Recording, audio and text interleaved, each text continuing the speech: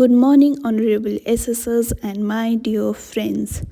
Today, I would like to speak on the topic corruption, which is one of the major challenges faced by developing as well as developed nations. Corruption refers to misuse of power or authority for personal gain. It can occur in political, administrative, corporate, and even social sphere. Corruption weakens the foundation of democracy and governance. When public officials engage in bribery, favoritism, or misuse of resources, it reduces public trust in institutions. Funds meant for development, welfare, scheme, and infrastructure are delivered which directly affects the common people, especially the poor and vulnerable section of society. Economically, corruption hampers growth by discouraging investment and creating inefficiencies. It increases the cost of public projects and slows down decision making.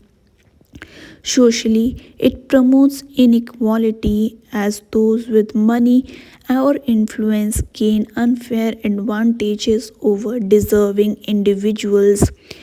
In the context of national security, corruption can even be more dangerous. If integrity is compromised in defense procurement, border management, or internal security agencies, it can weaken the nation's security. Therefore, honesty and accountability are essential in all sectors. To combat corruption, strong legal framework, transparent system, and digital governance are necessary.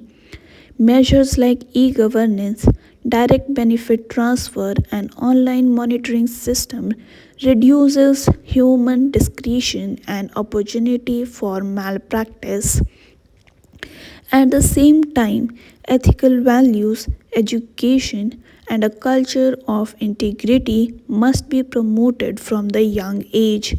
In conclusion, corruption is not merely a legal issue but a moral and social challenge. Eliminating corruption requires collective responsibility, strict enforcement by authorities, and honest conduct by citizens. As future leaders and responsible individuals, it is our duty to uphold integrity, transparency, and accountability in every sphere of life. Thank you.